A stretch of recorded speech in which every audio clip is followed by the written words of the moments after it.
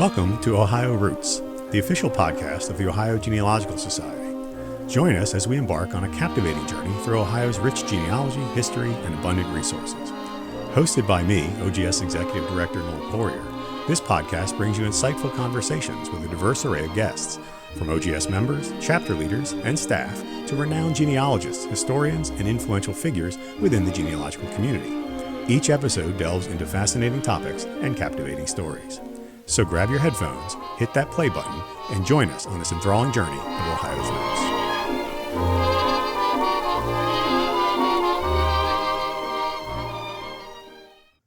Our guest today on the Ohio Roots podcast is Karynne Moses of Moses Genealogy. Karynne is a graduate of Brigham Young University, and she does research principally in German and Portuguese ancestry. She takes trips periodically to Germany, where she does research for herself and for others who have hired her to do so. We have a really nice talk today with her, where we talked about locating German hometowns. We talked about some brick walls in our families and her families and other people's families. We talked about some inspiring stories from her own family that kind of kept her going in her research. It's a really nice, pleasant conversation. I think you'll enjoy it. One caveat is that we were having some connection issues with Karynne, so you may hear delays or miss a word or two, and we apologize for that. But we plan on having Karynne back on again in the future so that we can talk to her a little more detail about what she does. So I hope you enjoy this interview with Karynne. Hi, I'd like to welcome to the Ohio Roots podcast, Karynne Moses. Karynne is a researcher of German genealogy who's been pleasant enough to join us today on the Ohio Roots podcast and to share what she does and what she likes to do and maybe give us little tips on how we can do our own research a little better. So thank you, Karynne, for joining us. Really appreciate it. Yes, thank you for inviting me. It's our pleasure. It's always fun to speak with folks who do different kinds of research. I will start, if you don't mind, with a question I kind of ask everybody, regardless of how long they've been doing genealogy, because we all kind of have an origin story, something that kind of got in our craw that made us say, I really want to start doing this thing that is a fairly unique process and unique to our group of people that we call genealogists or family historians. So what was it that got into your craw? So for me, it was my own family history. I had kind of dipped my toes into family history and was like, I don't think this is really my thing. And then one day I was visiting my grandmother and I had studied the German language in high school and felt just a really strong connection to the language for some reason. And so I was visiting my grandmother for her birthday and she comes to the door and she says, you have to see what my husband did for my birthday. And I'm like, okay, let's check it out.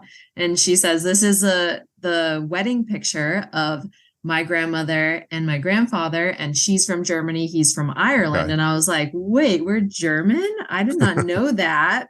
I didn't know at all. So that was just kind of figuring out that mystery of where did we come from was where it started for me. Okay. Well, and I say this because you are probably very familiar with the general demographic of people who do genealogy. And the listeners can't see you, but you are not in that demographic of people who tend to be over 40 with a lot of spare time on their hands. Yeah. So it's refreshing to see that. Now, you said you enjoyed German, and when I read your biography, you talked about going to Brigham Young. So obviously you were in a place for a while there where you could really dig into that then. Yes, I did. I started out studying German before I changed tracks to family history, and I lived in their German language housing. So I was pretty deep in it. Yeah. German ancestry is really important to folks in Ohio, obviously, because it's one of I think it is the country where the most amount of people here in Ohio identify as as coming from. So obviously what you do for German research is pretty important. Are there aspects to your research that you really, really enjoy doing? I mean, I know I'll give you an example for me is I will go off on tangents when I'm researching a relative. And I'll just find an interesting relative and I'll spend days on that one person, even though they might be my third cousin twice removed or something. So I enjoy that. What part of doing the research do you find kind of the most enjoyable? For me, and this is very specific to immigrant research in general, but also specifically German, is just finding the hometown for the first time, because that's such a big breakthrough. You're seeing censuses that say Germany or Bavaria or something, and all these really vague, like Prussia on their vital records. And then to see the actual hometown, to be like, we can take it across the ocean. And how far I mean, how difficult is it once you find that hometown? How difficult then does it become to continue to go back generation after generation? So it's not too bad. There's obviously like the old handwriting. That's pretty Right. difficult if you don't know how to read it. Right. But there are lots of online helps for, figuring that out. And then it depends on where your ancestors are from. Mm-hmm. There are some places that, war has destroyed the records. But more often than not, if you find a small hometown, it just keeps going. Okay. And like on the biggest projects that I've worked on, they've been in one town or like the surrounding towns, and they just send you to another place and just keep going. It gets very difficult around like 1700 or 1750, depending on the place, because the records are a little thinner with their information. Right. You mentioned reading the text, and I know even like I studied German in high school and college as well, but I forgot about it probably 2 years after I left college, to be perfectly honest with you. But I've found, as I've done genealogy, where I live in Ohio, there was a local German language newspaper, and I find it fascinating how I can turn that part of my brain on still when I find those newspaper, and I'm like, oh, I know what this is. It's an obituary, so that seems like a real struggle. Are there other aspects of researching that you find least pleasant for you? I think I don't think I've ever been asked that question before. Oh, okay. That's okay. I would definitely say like being still on the US side of things and just finding like 20 different sources with no hometown. Okay. Or, getting to my least favorite thing is when I go into like a German church, the records of a German church, and they're written in the old German handwriting, and they don't give any hometowns. I'm like, that was your one job. That was your one job. I think my main dislike is more of a physical thing. I despise microfilm. So I'm just one of those people who, if you put me in front of a microfilm reader, I'm not going to, it can't be helped. Now you talk about finding that initial hometown, which to me seems like that would be kind of a brick wall for a lot of German ancestors. Can you give me an example of a really fulfilling brick wall that you knocked down in the process of doing research for yourself or somebody else? Yes. So I was researching for one family, and I'm originally from Massachusetts. So mine was not, your traditional Midwestern German research. There was no German church to go to. So with my family, probably one of the most satisfying things was finding their hometown. And that was not, I haven't found every record there is for them, but there was no trace of it anywhere in US records. And actually there's a Polish project called the Poznan Project, where they like extract and index Polish marriages for both the Polish and the Prussians that were living there. And my ancestors just popped up in it one day. I had searched it more than once, and they just popped up. They'd been recently indexed or something. And I was like, oh my goodness, is that like, it seems so easy. I've been working on this for years, and there they are. There they are all of a sudden. Do you find that? I mean, I find that fascinating too, when you do go to websites like familysearch.org, where they're constantly updating records that they're putting on there. And I try to make it a point to remind myself to regularly go in and see if they've added anything in the areas where my family were living, just so I can do exactly that. You're starting like, oh my God, there's a record. There they are. Oh, they were in jail. Oh, there's a jail record, and I find them in that. So yeah, I could see how that's fascinating. Now I read, on your biography, that you also do some Portuguese research. How did that come about? That seems like a very niche kind of area to be in. It is. I spent some time in Brazil, and I learned how to speak Portuguese. Okay. And then when I came back to BYU and was in kind of like, starting to network about jobs, people were like, okay, so, but you speak Portuguese, you do Portuguese family history. And I was like, oh no, I hadn't even thought about that. And they're like, well, now you do. They're like, you are needed, so now you do it. And then they kind of connected me to a mentor, and just like, any questions I had, I was like, hey, what's about Okay. this? What about this? So Is it as challenging handwriting wise? no, no. It's very similar to just reading today's cursive. So, Okay. I mean, today's cursive is Well, not yeah, really a thing you anymore, but right. You say that, it's very funny. I not to go off on a tangent, but I tend to do that when we talk about these things. I was scrolling through some Reddit group which deals with deciphering handwriting or deciphering things, and cryptology and things like that. And someone posted a letter written in cursive in English from the 1940s and asked, "Does anybody tell me what this says?" oh And my. the comments, just reading cursive seems to be a challenge for a lot of folks today.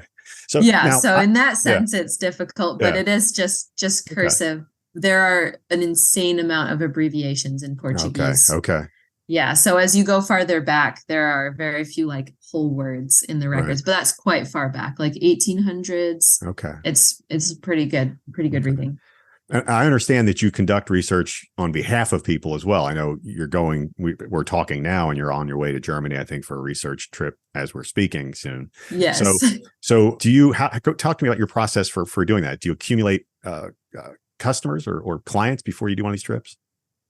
Yeah, so I work year round for various clients, and specifically for this trip there was one who so many of his family lines went to Hamburg, and Okay, the Hamburg church records are not digitized. okay, So I said, we can keep writing the archive back and forth, and they're very responsive, they're great, but if you're interested in getting making a lot of progress all at once, we could go and probably, knock back a few generations on each line. right, And he was all about that. So okay, there's that. And then another one was records that are in individual churches that don't have the funds to digitize them and send them to archives. okay, And so I'll be making a lot of really small trips okay. to get just a few records for those. And that one was one that just, had done their own research, but Hmm. said, this is something we can't do on our own. Let's hand it off to you.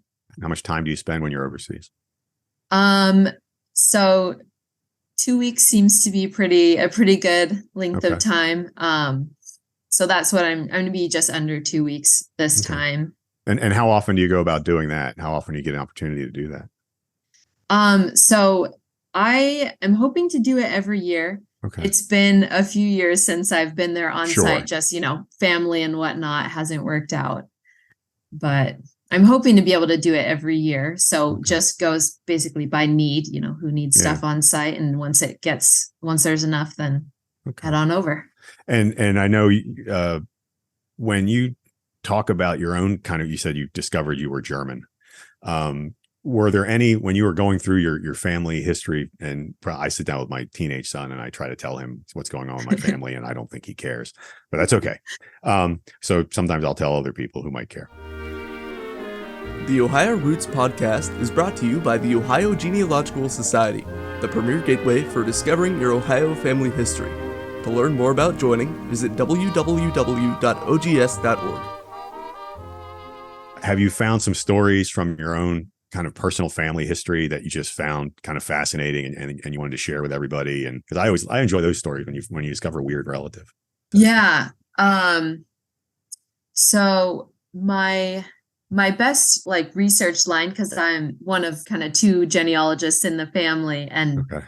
when I started was when we started to have a lot of resources back. So the best research line is one that we actually had journals for. One of my English ancestors who came to New England, and he was a preacher during the Spanish flu. And Okay. it's not fun. It's kind of like chilling and sad. But Let's say interesting. Interesting, yeah. So he lost a couple of children, and in his arms. But Oh I my. was just inspired by how he kept pushing forward. Like, that Yeah. seems so traumatic and heartbreaking, but he had more family to keep going for, and he had his congregation, and he had to keep going, and he went on and lived his life and did awesome things with it. So that was just the thing that I was like, oh my goodness, I don't even know if I could Right, like right, live another right. day after that. Yeah, it's fascinating when you read because like I said, before we started recording, I'd mentioned that I have ancestors that are from Fall River, Massachusetts, which has a heavy French Canadian and Portuguese community there. And I had ancestors who ran a livery in Fall River. And during the Spanish influenza, they were the ones who went around and got the bodies out of the houses to take them to all the morgues. And somehow nobody in the family ever got sick. Wow. So it was just one of those weird, So those are, they're sad stories because they're going around doing what they're doing. But at the same time, you're like, wow, somehow this family persevered out of all of that. And that's what I find, when I do genealogy, I'm not so much about the genealogy as I am about, the storytelling aspects of genealogy. I obviously have to do those three things for everybody, but I like to find the stories more than anything else. Is there a piece of advice if someone's researching a German ancestor, whether it's from Ohio or anywhere else, is there a piece of advice you would give them to kind of help them get started on their search? Yes, I would say try to find them in a German congregation. Okay. If you're kind of stuck at the, where did they actually come from? And like the Hamburg passenger list, if they're Okay. in that time period, to find the German list for it. How is I've researched a lot. I have a lot of ancestors from Germany as well. And how do you confront the challenge of spelling of last names and how they get altered over time? And you'll see somebody say in a passenger list, and it's kind of looks like it might be the right spelling and age and how do you reconcile those things, or is there a way to do that? There is. Okay. It's phonetical. Like there are certain right. sound changes that are acceptable and some that are not. Right. And one thing, like a quick, easy tip that I, for like the consonants, because I think the consonants are the easiest ones to kind of swap out. Vowels are a little trickier, but there are voiced and unvoiced consonants. So like D and T, they're the same sound, but for D, you engage your voice box, and for T, it's just air coming out. Okay. So there's like D and T, P and B, and those are ones that you'll see switched all the time. You're like, oh, I thought they're just because they're said they're spoken a certain way. Yes, yes, and it's easy to change that. Like if you're talking to someone and you're like, did you just say pig or big? Okay. Yeah. And it's the same thing with last names, because a lot of it goes based on like, just speaking it to someone else and them writing it down, or even, German spelling was like, there was no concrete spelling until like the late 1800s. Okay. And so if it sounded right, then it was right. So you can get some really big variations in this. It's definitely easier if you speak German, but there's like, I'm sure that some of the family search community groups would be a place that you could even say like, hey, is this a reasonable variation? Right. And there are definitely some online resources for that as well. Okay. You mentioned passenger lists and things of that nature. And you mentioned earlier in our conversation, you mentioned about being interested in immigrant groups of people coming over. Do you feel like recent immigrants, because a lot of German immigrants go back hundreds of years, but do you feel like recent immigrants, say in the late 19th or early 20th centuries, my sense is in looking at say Ancestry or Family Search, that they are fairly underrepresented in terms of genealogy.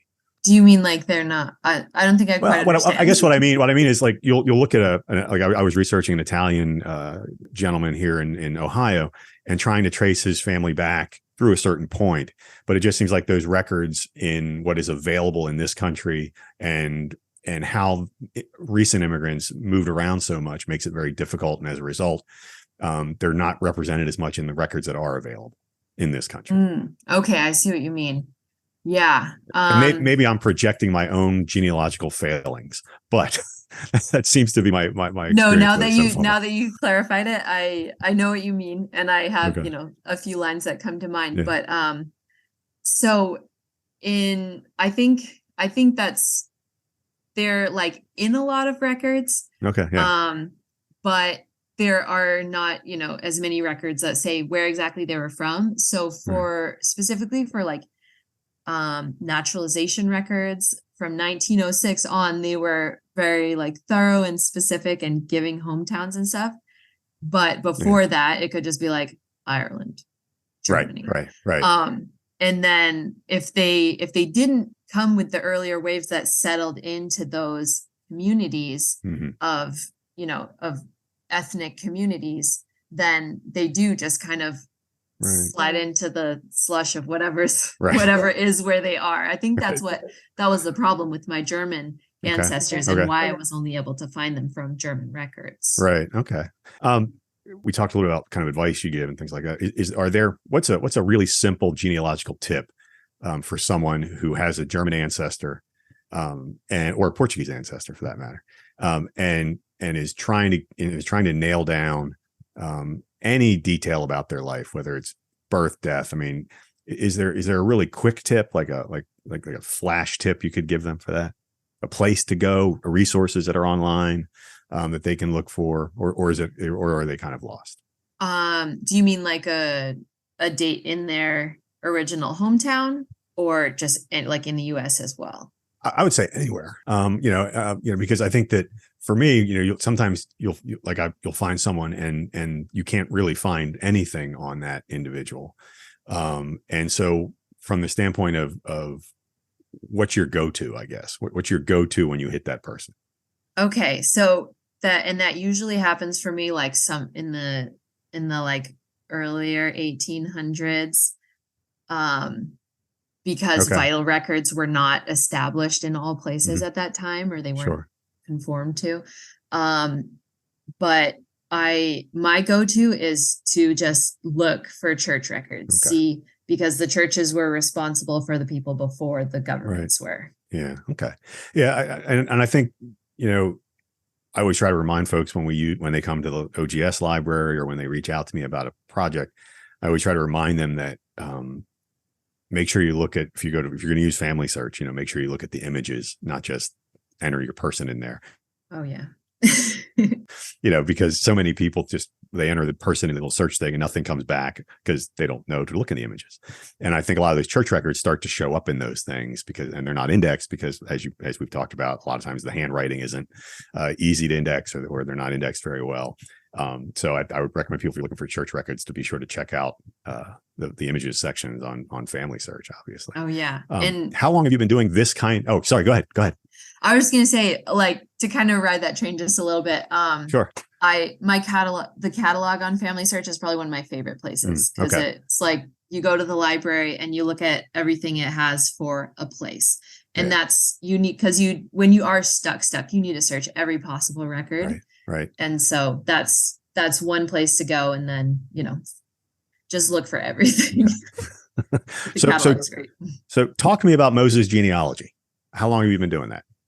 I started in 2019. Okay. Right after I graduated from school. After being in college, I was like, man, my brain is exhausted. I just want to get a job and someone tell me what to do. And then I was like, oh man, I think I need to start a business instead, which is not what I was planning on, but it's been so much fun. I've met some of the most incredible people. And if people want to reach out to you about their own projects or hire you as a potential researcher, how would they go about doing that?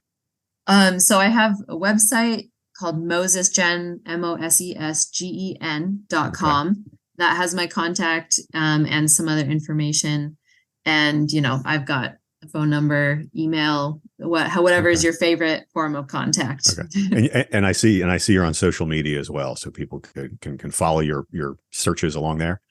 Yes, they can follow me there, and we'll probably have some exciting stuff coming up from the Germany trip. So stay tuned. Cool.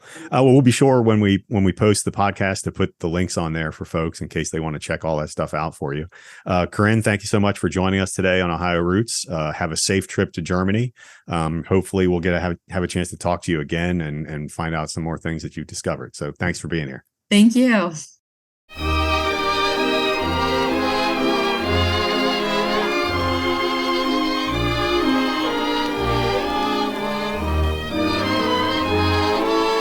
The Ohio Roots podcast is brought to you by the Ohio Genealogical Society, the premier gateway for discovering your Ohio family history.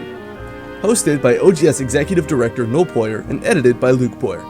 Theme song is Beautiful Ohio, recorded by Bob Stanley and his orchestra in 1944. To learn more about joining the Ohio Genealogical Society, visit www.ogs.org.